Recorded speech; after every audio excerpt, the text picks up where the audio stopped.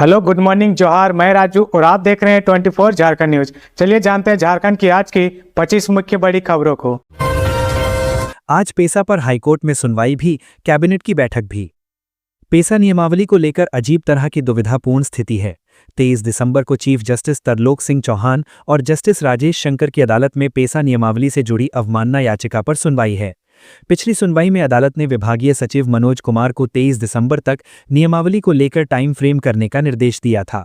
अब दिलचस्प स्थिति यह है कि राज्य सरकार ने 23 दिसंबर को दिन के 3 बजे से कैबिनेट की बैठक भी बुलाई है। कल कैबिनेट की बैठक में पेसा नियमावली पर फिर चर्चा और पास होने की संभावना भी है। अब दिलचस्प स्थिति यह है कि कैबिनेट की बैठक समाप्त होने तक हाईकोर्ट में पेसा नियमावली पर सुनवाई हो चुकी होगी। कोर्ट सरकार अपना आदेश निर्देश सुना चुका होगा। इस तरह यह समझ से परे है कि आज भी कैबिनेट की बैठक में पेसा नियमावली को मंजूरी मिलेगी या नहीं। मालूम हो कि आदिवासी बुद्धिजीवी मंच ने पेसा नियमावली लागू करने को लेकर हाईकोर्ट में याचिका दाखिल की थी। याचिका पर सुनवाई करते हुए कोर्ट ने 13 माह पूर्व ही नियमावली लागू करने का आदेश दिया था। आदेश दिए 13 माह से अधिक बीत जाने के बाद भी नियमावली लागू नहीं हो सकी है। इस कारण अब अवमानना याचिका पर सुनवाई हो रही है। धनबाद में वाहन के धक्के से अधेड़ की मौत, विरोध में NH-19 जाम।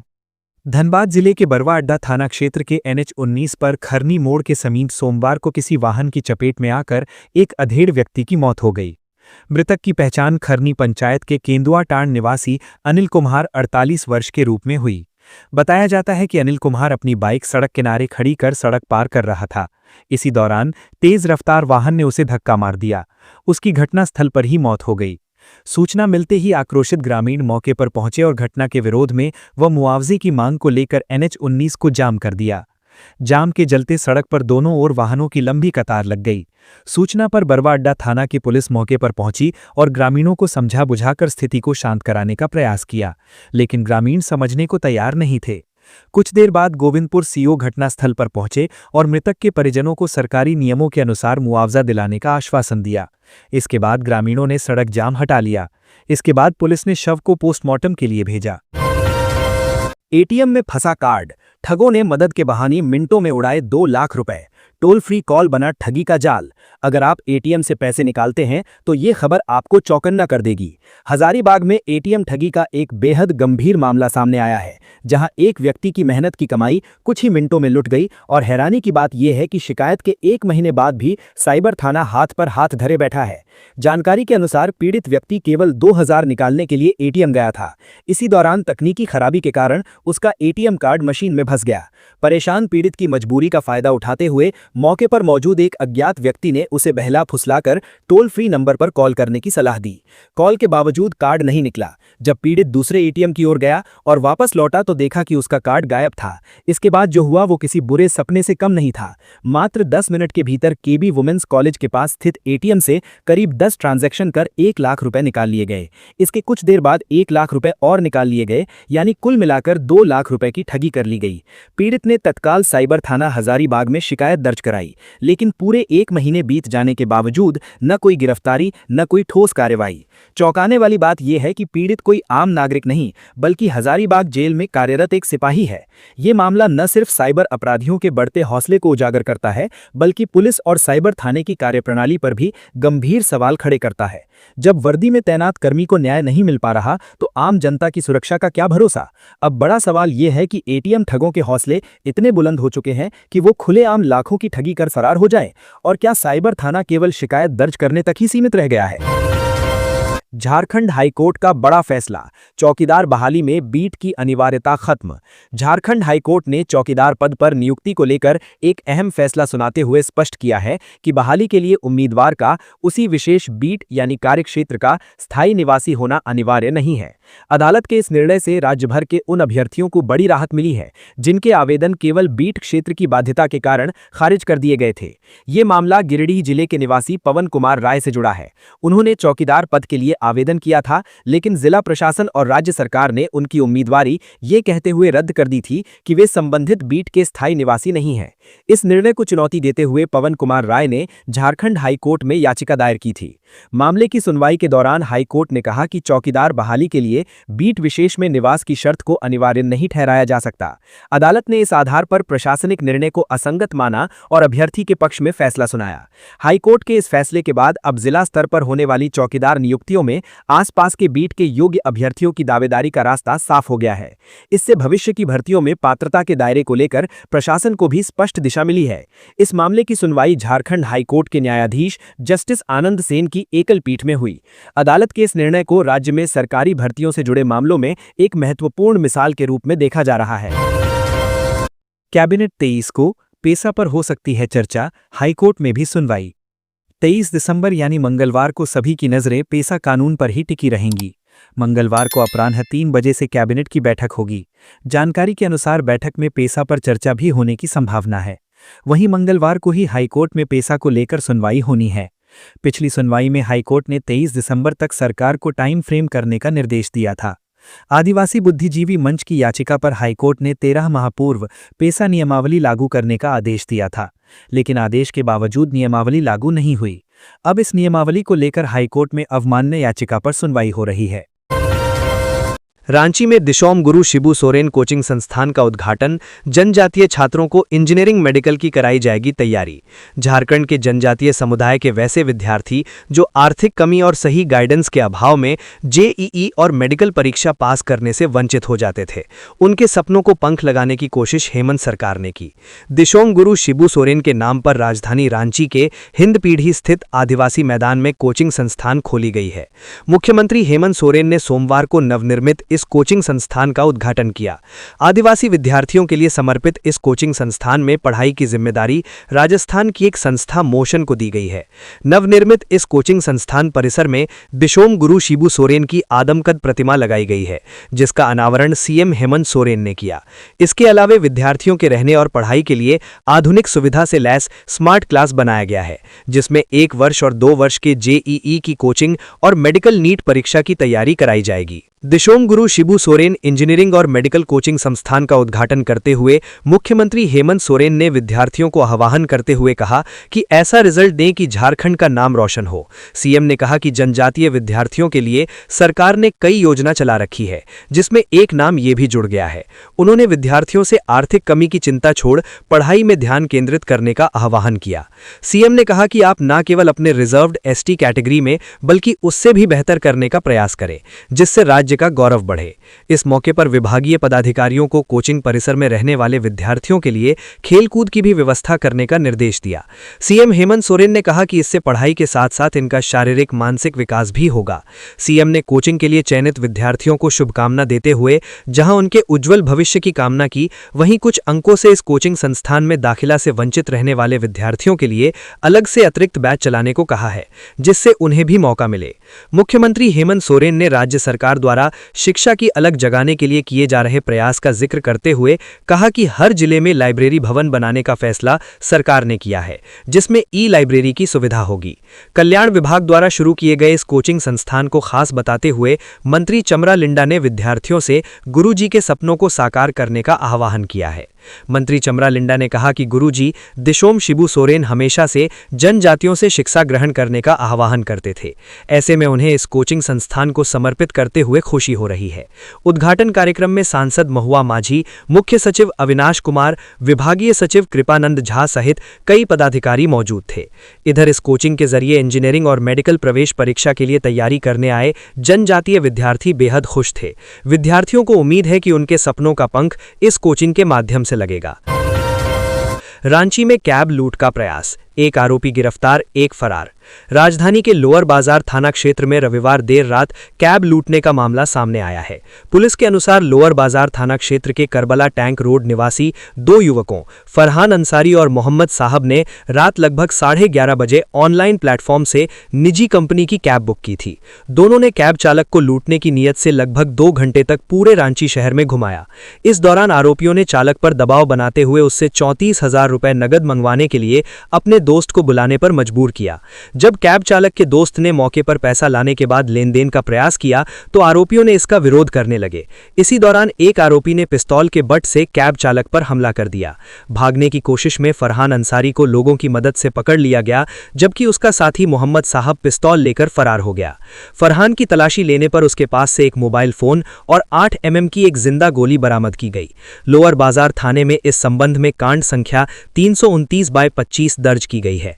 मामला भारतीय न्याय संहिता की धारा 309(6) BNS एवं आर्म्स एक्ट की धारा 25(1)B/35 के तहत दर्ज हुआ है। गिरफ्तार आरोपी फरहान अंसारी के खिलाफ पहले से भी 6 आपराधिक मामले दर्ज हैं। पुलिस ने फरहान को सोमवार को न्यायिक हिरासत में भेज दिया है, जबकि फरार आरोपी मोहम्मद साहब की गिरफ्तारी के लिए छापेमारी जारी है। पुलिस मामले की विस्तृत जांच में जुटी हुई है।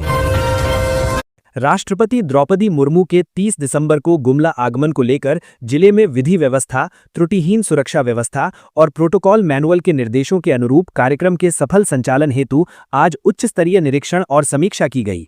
इस क्रम में अमिताभ कौशल, सचिव वाणिज्य कर विभाग झारखंड तथा मनोज कौशिक, प्रक्षेत्रीय पुलिस महानिरीक्षक रांची का गुमला आगमन हुआ। दोनों वरिष्ठ अधिकारियों ने जिला प्रशासन एवं पुलिस प्रशासन के साथ समन्वय स्थापित करते हुए तैयारियों की विस्तृत समीक्षा की। वरिष्ठ अधिकारियों ने रायडीह प्रखंड अंतर्गत माझाटोली क्षेत्र में राष्ट्रपति के संभावित आगमन मार्ग का स्थलीय निरीक्षण किया। इस दौरान हेलीपैड, मुख्य कार्यक्रम स्थल, आगमन स्थल, माल्यार्पण स्थल, प्रतीक्षा स्थल सहित सभी महत्वपूर्ण बिंदुओं का गहनता से जायजा लिया गया।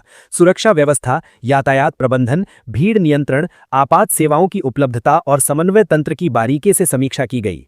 निरीक्षण के क्रम में सचिव अमिताभ कौशल और आईजी मनोज कौशिक ने सभी कार्यक्रम स्थलों का संयुक्त रूप से अवलोकन करते हुए उपायुक्त एवं पुलिस अधीक्षक को आवश्यक दिशा निर्देश दिए। उन्होंने स्पष्ट रूप से निर्देशित किया कि राष्ट्रपति के दौरे के दौरान सुरक्षा, विधि व्यवस्था और प्रोटोकॉल से जुड़े सभी मानकों का 100% अनुपालन सुनिश्चित किया जाए और किसी भी स्तर पर कोई चूक न हो। मुख्य कार्यक्रम का आयोजन शिव शंकर उराव, अध्यक्ष, पंखराज साहिब कार्तिक स्वायत्त शासी विश्वविद्यालय निर्माण समिति सह पूर्व विधायक द्वारा किए जाने के संबंध में प्रशासनिक, सुरक्षा और लॉजिस्टिक व्यवस्थाओं पर भी विस्तृत चर्चा की गई। जिला प्रशासन और पुलिस प्रशासन द्वारा राष्ट्रपति के आगमन को ऐतिहासिक और गरिमामय बनाने के उद्देश्य से सभी तैयारियां पूरी संवेदनशीलता, समन्वय और सतर्कता के साथ की जा रही हैं। चतरा में टीएसपीसी के 4 उग्रवादी गिरफ्तार, शिकंजे में निरंजन गंझू भी। सक्रिय उग्रवादी संगठन टीएसपीसी के खिलाफ पुलिस को बड़ी सफलता हाथ लगी है। एसपी सुमित कुमार अग्रवाल को मिली गुप्त सूचना के आधार पर पिपरवार थाना क्षेत्र के बेंती मैदान के पास घेराबंदी कर पुलिस ने 4 उग्रवादियों को हथियार समेत गिरफ्तार किया है। एसपी को गुप्त सूचना मिली थी कि बेंती मैदान के पास टीएसपीसी गुट के सदस्य किसी बड़ी आपराधिक घटना को अंजाम देने की फिराक में हैं। मामले की गंभीरता को देखते हुए एसडीपीओ टंडवा के नेतृत्व में एक विशेष छापेमारी टीम का गठन किया गया। पुलिस टीम ने त्वरित कार्यवाही करते हुए घेराबंदी की और मौके से निरंजन गंझू उर्फ जठल गंझू, लाल बिहारी कुमार गंझू, रामलाल कुमार गंझू और अरविंद कुमार गंझू को गिरफ्तार किया है। तलाशी के दौरान इनके पास से 1 पिस्तौल, 1 देशी कट्टा, 2 जिंदा कारतूस, 3 मोबाइल फोन समेत 1 बाइक बरामद हुई है। पूछताछ के दौरान इन अपराधियों ने एकेटी गैरेज के पास एक ट्रक चालक पर फायरिंग करने की बात स्वीकार की है। ये फायरिंग लेवी वसूलने और कोयलांचल क्षेत्र में भय पैदा करने के उद्देश्य से की गई थी। इस संबंध में खलारी थाने में पहले से ही आर्म्स एक्ट और बीएनएस की विभिन्न धाराओं के तहत मामला दर्ज है। वहीं गिरफ्तार अभियुक्तों के खिलाफ पिपरवार थाने में कांड दर्ज कर आर्म्स एक्ट और 17 CLA एक्ट के तहत कार्यवाही की जा रही है। गिरफ्तार अभियुक्तों में निरंजन गंझू उर्फ जठल गंझू एक शातिर अपराधी रहा है। वो अकेले पिपरवार थाने में उस पर रंगदारी, लेवी, आगजनी और आर्म्स एक्ट के आधा दर्जन से अधिक मामले पहले से दर्ज हैं। वो 2023 से ही पुलिस की हिट लिस्ट में शामिल था। पुलिस अब इसके दूसरे साथी और नेटवर्क को खंगालने में जुट गई है। चतरा एसपी सुमित अग्रवाल ने इस कार्यवाही की पुष्टि की है। मुख्य निर्वाचन पदाधिकारी ने कहा, गहन पुनरीक्षण के मतदाता सूची से मैपिंग के क्रम में मतदाताओं को उनके पेरेंट्स से ही करें मैप। मुख्य निर्वाचन पदाधिकारी के रवि कुमार ने कहा है कि विगत गहन पुनरीक्षण के मतदाता सूची से मैपिंग के क्रम में मतदाताओं को उनके पेरेंट्स से ही मैप करें। एक भी योग्य मतदाता छूटे नहीं, इस बात को ध्यान में रखकर मैपिंग का कार्य करें। के रवि कुमार सोमवार को निर्वाचन सदन से सभी जिलों के जिला निर्वाचन पदाधिकारी, ईआरओ, एईआरओ एवं उप निर्वाचन पदाधिकारियों के साथ ऑनलाइन माध्यम से बैठक कर रहे थे। मुख्य निर्वाचन पदाधिकारी ने कहा कि भारत निर्वाचन आयोग द्वारा बताए गए नियमों के आधार पर ही निर्वाचन से संबंधित कार्य करें। मतदाता सूची के गहन पुनरीक्षण के दौरान इन्यूमिनेशन फेज में कम से कम मतदाताओं को अपने दस्तावेज समर्पित करना पड़े। इस हेतु अधिक से अधिक मतदाताओं का मैपिंग सुनिश्चित करें। उन्होंने कहा कि गहन पुनरीक्षण के दौरान किए गए सभी कार्यों का डॉक्यूमेंटेशन करें। इन दस्तावेजों को परमानेंट दस्तावेज के रूप में संधारित करना है, जिससे भविष्य में इन दस्तावेजों को आधार बनाकर कार्य किया जा सके। मुख्य निर्वाचन पदाधिकारी के रवि कुमार ने मतदाता सूची के गहन पुनरीक्षण के दौरान होने वाले सामान्य गलतियों एवं सही मैपिंग को कैसे जांचें, इस विषय पर विस्तृत जानकारी दी।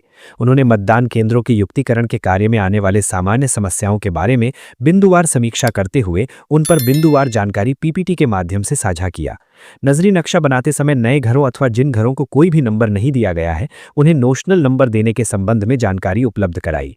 इस अवसर पर संयुक्त मुख्य निर्वाचन पदाधिकारी सुबोध कुमार, नोडल पदाधिकारी देवदास दत्ता, उप निर्वाचन पदाधिकारी धीरज कुमार ठाकुर, अवर निर्वाचन पदाधिकारी सुनील कुमार सहित सभी जिला निर्वाचन पदाधिकारी, ईआरओ, एईआरओ एवं उप निर्वाचन पदाधिकारी उपस्थित थे।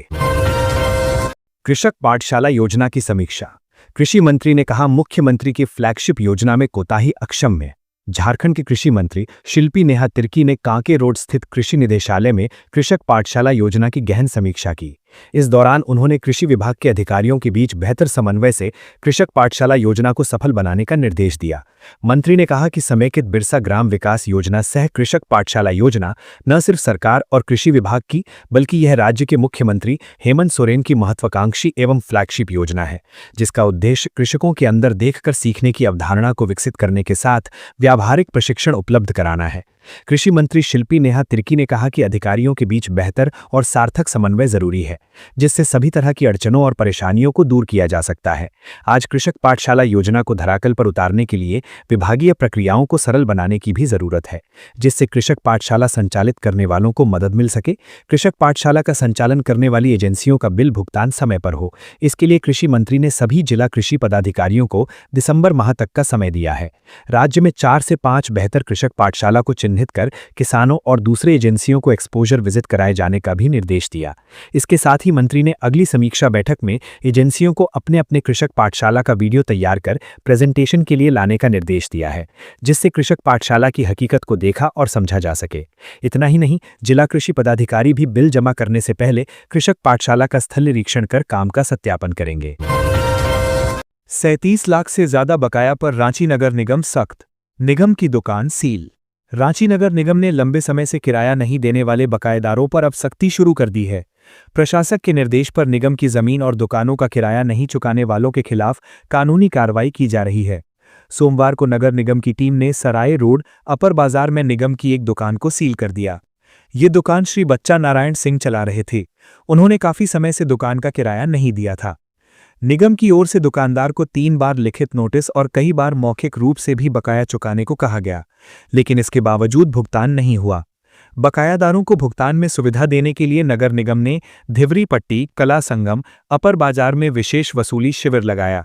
इसमें कई दुकानदार पहुंचे और अपनी बकाया राशि की जानकारी लेकर वहीं भुगतान किया। रांची नगर निगम ने सभी दुकानदारों से अपील की है कि वे जल्द से जल्द अपना बकाया किराया जमा कर दें। निगम ने साफ कहा है कि बकाया नहीं चुकाने पर आगे भी दुकान सील करने जैसी सख्त कार्रवाई जारी रहेगी। हाईकोर्ट से आईएएस पूजा सिंघल की याचिका खारिज, ट्रायल चलेगा। हाईकोर्ट ने आईएएस अधिकारी पूजा सिंघल की याचिका खारिज कर दी है। अब मनी लॉन्ड्रिंग के आरोप में बिना अभियोजन स्वीकृति भी उनके खिलाफ ट्रायल चलेगा। न्यायाधीश अंबुजनाथ की अदालत ने पूजा सिंघल की याचिका पर सुनवाई पूरी करने के बाद इससे संबंधित आदेश दिया है। जानकारी के मुताबिक पूजा सिंघल ने प्रवर्तन निदेशालय यानी ईडी द्वारा दायर आरोप पत्र यानी प्रोसिक्यूशन कंप्लेन के आधार पर पीएमएलए कोर्ट द्वारा लिए गए संज्ञान को चुनौती दी थी। पूजा सिंघल की ओर से दायर याचिका में कहा गया था कि उनके खिलाफ दायर आरोप पत्र पर ट्रायल कोर्ट ने बिना अभियोजन स्वीकृति के ही संज्ञान लिया है। नियमानुसार इस मामले में सरकार से सीआरपीसी की धारा 197 के तहत अभियोजन स्वीकृति लेने के बाद ही ट्रायल कोर्ट संज्ञान लेने के बाद आगे की कार्रवाई कर सकता है। ईडी कोर्ट द्वारा मामले में बिना अभियोजन स्वीकृति के संज्ञान लेना कानूनन सही नहीं है, इसलिए न्यायालय इस मामले में हस्तक्षेप करे और पीएमएलए कोर्ट द्वारा 19 जुलाई 2022 को लिए गए संज्ञान के आदेश को रद्द करे। ईडी की ओर से इस दलील का विरोध करते हुए कहा गया कि सीआरपीसी की धारा 197 के तहत सरकारी अधिकारियों को सुरक्षा देने के लिए अभियोजन स्वीकृति का प्रावधान किया गया है। इसका उद्देश्य सरकारी अधिकारी को सरकारी कामकाज के दौरान किसी के द्वारा गलत तरीके से फंसाकर परेशान करने से सुरक्षा देना है। सीआरपीसी के इस प्रावधान का इस्तेमाल किसी अधिकारी को भ्रष्टाचार के मामले में सुरक्षा देने के लिए नहीं किया जा सकता है। पूजा सिंघल के मामले में जांच के दौरान बड़े पैमाने पर गड़बड़ी का मामला पाया गया है, इसलिए मनी लॉन्ड्रिंग के आरोप के मामले में मुकदमा चलाने के लिए अभियोजन स्वीकृति की जरूरत नहीं है। हाईकोर्ट ने पूजा सिंघल की याचिका पर सुनवाई पूरी करने के बाद 13 अक्टूबर 2025 को अपना फैसला सुरक्षित रख लिया था। न्यायालय ने 22 दिसंबर को अपना फैसला सुनाते हुए पूजा सिंघल की याचिका खारिज कर दी है। न्यायालय ने अपने फैसले में कहा है कि सीआरपीसी की धारा 197 के तहत मुकदमा चलाने की अनुमति किसी भी वक्त ली जा सकती है।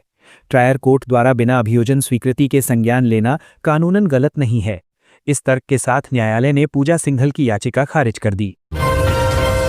108 एम्बुलेंस सेवा में लापरवाही पर सख्त रुख, अपर मुख्य सचिव ने दिए कार्रवाई के निर्देश। 108 एम्बुलेंस सेवा से जुड़े कर्मचारियों की समस्याओं को लेकर आज स्वास्थ्य विभाग झारखंड सरकार के अपर मुख्य सचिव अजय कुमार सिंह की अध्यक्षता में एक उच्च स्तरीय बैठक आयोजित की गई। बैठक में राष्ट्रीय स्वास्थ्य मिशन के प्रबंध निदेशक शशि प्रकाश झा, झारखंड प्रदेश एम्बुलेंस संघ, भारतीय मजदूर संघ के प्रतिनिधि तथा एनएचएम के वरिष्ठ पदाधिकारी उपस्थित रहे। बैठक के दौरान 108 एम्बुलेंस सेवा में कार्यरत कर्मचारियों की विभिन्न लंबित समस्याओं पर विस्तार से चर्चा की गई। कर्मचारी संगठनों की ओर से यह गंभीर मुद्दा उठाया गया कि 30 जुलाई 2025 को अपर मुख्य सचिव की अध्यक्षता में हुए समझौते की शर्तों को अब तक लागू नहीं किया गया है। संगठन ने मांग की कि पूर्व में तय किए गए सभी बिंदुओं को तत्काल प्रभाव से लागू किया जाए ताकि कर्मचारियों को राहत मिल सके। अपर मुख्य सचिव अजय कुमार सिंह ने 108 एम्बुलेंस सेवा के संचालन में कंपनी द्वारा बरती जा रही लापरवाही और अनियमितताओं पर कड़ी नाराजगी दिखाई। उन्होंने राष्ट्रीय स्वास्थ्य मिशन के प्रबंध निदेशक को स्पष्ट निर्देश दिया कि इस मामले में आवश्यक और प्रभावी कार्रवाई सुनिश्चित की जाए। इसके साथ ही पूर्व में सामने आए फर्जीवाड़े और अन्य गंभीर अनियमितताओं की संगठन और संबंधित संस्था की उपस्थिति में जांच कराए जाने के भी निर्देश दिए गए। बैठक में अपर मुख्य सचिव ने समस्याओं के शीघ्र समाधान का आश्वासन देते हुए कहा कि एम्बुलेंस सेवा राज्य की आपातकालीन स्वास्थ्य व्यवस्था की रीढ़ है और इसमें किसी भी तरह की लापरवाही बर्दाश्त नहीं की जाएगी। जमीन विवाद में मॉब लीचिंग मामला, गिरफ्तार हुआ मुख्य आरोपी। गिरिडीह जिला के धनवार थाना क्षेत्र में मॉब लीचिंग के मामले में गिरिडीह पुलिस को महत्वपूर्ण कामयाबी मिली है। पुलिस ने इस कांड के मुख्य अभियुक्त को गिरफ्तार कर लिया है। गिरफ्तार अभियुक्त किशोरी अग्रवाल है। किशोरी की गिरफ्तारी धनवार थाना क्षेत्र के कोडरमा खोरी महुआ मुख्य मार्ग से की गई है। गिरफ्तारी की पुष्टि एसपी डॉक्टर बिमल कुमार ने की है। गिरफ्तार किशोरी से पुलिस पदाधिकारी पूछताछ कर रहे हैं। बता दें कि 17 दिसंबर को धनवार के सिरसाई में जमीन विवाद को लेकर हुई हिंसा में एक पक्ष की तरफ से आए हिरोड़ी थाना क्षेत्र के मनिकबाद निवासी कमलेश सिंह की बेरहमी से पिटाई की गई थी। कमलेश को घेर कर पीटा गया था। वो जान बख्शने की गुहार लगाता रहा, गिड़गिड़ाता रहा, लेकिन उसकी एक नहीं सुनी गई। घेर कर हुई पिटाई में कमलेश ने दम तोड़ दिया था। इस घटना के बाद मृतक के पिता मुंशी सिंह के आवेदन पर प्राथमिकी दर्ज की गई। कांड संख्या 353/2025 के तहत दर्ज प्राथमिकी के तुरंत बाद ही शशिकांत अग्रवाल को धनवार थाना प्रभारी सतेंद्र पाल की टीम ने गिरफ्तार करते हुए जेल भेज दिया था। मामला भीड़ के द्वारा हत्या से जुड़ा था। ऐसे में गिरिडीह एसपी डॉक्टर बिमल कुमार ने एसडीपीओ खोरी महुआ राजेंद्र प्रसाद के नेतृत्व में विशेष टीम का गठन किया। टीम में धनवार थाना प्रभारी सतेंद्र पाल, घोड़थंबा ओपी प्रभारी धर्मेंद्र अग्रवाल के साथ कई थानेदार को शामिल किया गया। वहीं टेक्निकल टीम भी अपना काम में जुट गई। टीम ने सोमवार की शाम को कांड के मुख्य अभियुक्त किशोरी अग्रवाल को गिरफ्तार कर लिया। बताया जाता है कि किशोरी अग्रवाल भाकपा माले से जुड़ा है। लोन दिलाने के नाम पर ठगी गिरोह पर पुलिस का कसा शिकंजा, 6 लाख समेत 3 आरोपी गिरफ्तार। लातेहार जिले में लोगों को लोन दिलाने के नाम पर पैसे की ठगी करने वाले एक फर्जी कंपनी पर पुलिस ने शिकंजा कसा है। लातेहार जिले के बालूमाथ में फर्जी तरीके से संचालित फाइनेंस सॉल्यूशन सेंटर नामक संस्था में पुलिस ने छापेमारी कर 3 लोगों को गिरफ्तार किया है। गिरफ्तार लोगों के पास से आम लोगों से ठगे गए 6 लाख रुपए भी बरामद किए। गिरफ्तार लोगों में रामगढ़ के अब्दुल कुद्दूस और पीयूष कुमार अग्रवाल और लातेहार के बरियाऊ का अजय कुमार उड़ाव शामिल है। इस संस्था ने पिछले कुछ दिनों में बालूमाथ के 300 से अधिक लोगों से लोन दिलाने के नाम पर लाखों रुपए की ठगी की है। दरअसल लातेहार एसपी कुमार गौरव को गुप्त सूचना मिली थी कि जिले के बालूमाथ थाना क्षेत्र अंतर्गत मुरपा मोड़ के पास फाइनेंस सॉल्यूशन सेंटर नामक एक संस्था चलाई जा रही है, जहां लोगों को फाइनेंशियल सपोर्ट अथवा लोन दिलाने के नाम पर पैसे लिए जा रहे हैं। सूचना मिलने के बाद एसपी कुमार गौरव ने बालूमाथ डीएसपी विनोद रवानी और थाना प्रभारी अमरेंद्र कुमार के नेतृत्व में एक टीम का गठन किया। पुलिस अधीक्षक के निर्देश पर पुलिस की टीम ने फाइनेंस सॉल्यूशन सेंटर में छापेमारी की। पूछताछ के क्रम में सेंटर में उपस्थित कर्मियों ने बताया कि उनकी संस्था पूरे झारखंड में चल रही है। जब पुलिस ने उनसे संस्था से संबंधित कागजात की मांग की तो सभी कर्मी डर गए। सभी ने कहा कि गौरव सिंह के कहने पर बालूमाथ में वे लोग काम करने आए हैं। पुलिस को जब उनकी बातों पर शक हुआ तो पुलिस केंद्र में उपस्थित तीनों कर्मियों को हिरासत में ले लिया और संस्था को सील कर पूरे मामले की छानबीन आरंभ की। छानबीन के क्रम में ये जानकारी प्राप्त हुई कि ये संस्था पूरी तरह फर्जी है। लातेहार जिले के बालूमाथ में 300 से अधिक लोगों ने इसने ठगा है और लगभग 35 लाख रुपए की ठगी की है। पुलिस ने तीनों को विधिवत गिरफ्तार कर न्यायिक हिरासत में जेल भेज दिया। इस संबंध में प्रेस वार्ता करते हुए डीएसपी विनोद रवानी ने बताया कि उक्त संस्था को काफी शातिर तरीके से चलाया जा रहा था। उन्होंने बताया कि संस्था के कार्यालय से जो कागजात प्राप्त हुआ है उनमें कई विदेशी कंपनियों के प्रमाण पत्र भी है। डीएसपी ने कहा कि इस संस्था का मूल काम लोगों को फाइनेंशियल सपोर्ट अथवा लोन दिलाने के नाम पर पैसे की वसूली करना था। डीएसपी ने बताया कि 3 लोगों को गिरफ्तार कर जेल भेजा गया है। संस्था के अन्य ब्रांचों का भी पता लगाया जा रहा है। उन्होंने आम लोगों से अपील की है कि इस प्रकार के फर्जी संस्थाओं के चक्कर में न पड़ें। रांची में बीजेपी की सांगठनिक बैठक 25 से 31 दिसंबर तक विधानसभा क्षेत्रों में पार्टी करेगी अटल स्मृति सम्मेलन। भाजपा प्रदेश कार्यालय में प्रदेश अध्यक्ष बाबूलाल मरांडी की अध्यक्षता में सांगठनिक बैठक हुई। अटल जन्म शताब्दी वर्ष को बूथ स्तर पर विभिन्न कार्यक्रमों के माध्यम से मनाने का निर्णय बैठक में लिया गया। बैठक में हुए निर्णय की जानकारी देते हुए पूर्व मंत्री अमर कुमार बाउरी ने कहा कि अटल जन्म शताब्दी वर्ष को बूथ स्तर पर विभिन्न कार्यक्रमों के माध्यम से मनाने का निर्णय लिया गया है। उन्होंने कहा कि 24 दिसंबर को सभी स्थानों पर अटल जी की प्रतिमा की सफाई की जाएगी और शाम को दीपोत्सव मनाया जाएगा। आगामी 25 से 31 दिसंबर तक सभी विधानसभा क्षेत्रों में अटल स्मृति सम्मेलन आयोजित किए जाएंगे। इसके साथ ही सभी जिलों में 7 दिनों तक अटल जी के व्यक्तित्व एवं कृतित्व पर चित्र प्रदर्शनी, रंगोली प्रतियोगिता, कवि सम्मेलन जैसे कार्यक्रम भी आयोजित होंगे। अटल स्मृति वर्ष कार्यक्रम की प्रदेश टोली में संयोजक प्रदेश उपाध्यक्ष बाल मुकुंद सहाय, सह संयोजक अनंत ओझा, सरोज सिंह, सुनीता सिंह, शिव पूजन पाठक, योगेंद्र प्रताप सिंह, रामाकांत महतो, अविनेश कुमार शामिल हैं। भाजपा प्रदेश कार्यकारी अध्यक्ष सह सांसद आदित्य साहू ने कांग्रेस पार्टी पर निशाना साधते हुए कहा है कि कांग्रेस पार्टी राम विरोधी, विकसित भारत विरोधी पार्टी है। कांग्रेस को घुसपैठियों से प्रेम है लेकिन भारत की जनता से नहीं। बीजेपी प्रदेश कार्यालय में मीडिया कर्मियों से बात करते हुए उन्होंने मोदी सरकार द्वारा जी राम जी योजना पर कांग्रेस की बयानबाजी को उनकी बौखलाहट करार दिया। उन्होंने कहा कि हर गरीब को रोजगार मिले, उसकी गरिमा और सम्मान बढ़े, इसके लिए जी राम जी योजना को लाया गया है। उन्होंने कहा कि इस योजना का उद्देश्य विकसित भारत 2047 के राष्ट्रीय विजन के अनुरूप ग्रामीण विकास का नया ढांचा तैयार करना है। ये योजना पूरी तरह से महात्मा गांधी जी की भावनाओं के अनुरूप राम राज्य की स्थापना के लिए है। शिलान्यास पर सियासत। मंत्री इरफान अंसारी से नाराज जिला परिषद अध्यक्ष ने निर्माण कार्य का किया दोबारा शिलान्यास। जामताड़ा जिले में एक ही निर्माण कार्य का 2 बार शिलान्यास होने से राजनीतिक विवाद खड़ा हो गया है। जिला परिषद के फंड से करोड़ों रुपए की लागत से एक विवाद मंडप भवन का निर्माण कराया जाना है, जिसका शिलान्यास होना था, लेकिन जब स्वास्थ्य मंत्री इरफान अंसारी ने जिला परिषद अध्यक्ष की मौजूदगी के बिना ही शिलान्यास कर दिया, जिससे राजनीतिक गहमागहमी बढ़ गई। स्वास्थ्य मंत्री के शिलान्यास के बाद जिला परिषद अध्यक्ष राधा रानी सोरेन ने भी शिलान्यास किया। उन्होंने मंत्री के प्रति अपनी नाराजगी जाहिर की।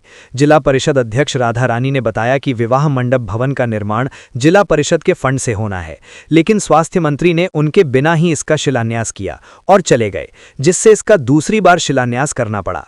जानकारी के मुताबिक जामताड़ा के लोगों के लिए जिला परिषद लगभग 3 करोड़ की लागत से एक आधुनिक विवाह मंडप भवन का निर्माण करा रही है। जामताड़ा में पुराने जिला परिषद ऑफिस में शिलान्यास कार्यक्रम हुई, जिसमें जिला परिषद अध्यक्ष और स्वास्थ्य मंत्री को निर्माण कार्य का शिलान्यास करना था, लेकिन मंत्री इरफान अंसारी ने शिलान्यास किया और वे वहां से चले गए, जबकि जिला परिषद अध्यक्ष राधा रानी पहुंचने में लेट हो गईं, जिसके बाद शिलान्यास कार्यक्रम को लेकर राजनीति गर्मा गई है। वहीं शिलान्यास के दौरान मंत्री इरफान अंसारी ने इसे शहर के लोगों के लिए एक तोहफा बताया। उन्होंने कहा कि विवाह मंडप में मॉडर्न सुविधाएं होंगी और गरीबों को ये सुविधाएं फ्री में मिलेंगी। उन्होंने ये भी कहा कि शहर में एक चिल्ड्रन पार्क बनाया जाएगा। तो ये थी आज की झारखंड की टॉप बड़ी खबरें। इसी तरह झारखंड की हर छोटी सी बड़ी खबर देखने के लिए आप हमारे चैनल 24 झारखंड न्यूज को सब्सक्राइब करके बेल आइकन प्रेस कर ले, जिससे झारखंड की हर छोटी सी बड़ी खबर की अपडेट आप तक पहुंचता रहे। तो आज के लिए बस इतना ही, हमें दीजिए इजाजत, फिर मिलते हैं नेक्स्ट न्यूज में।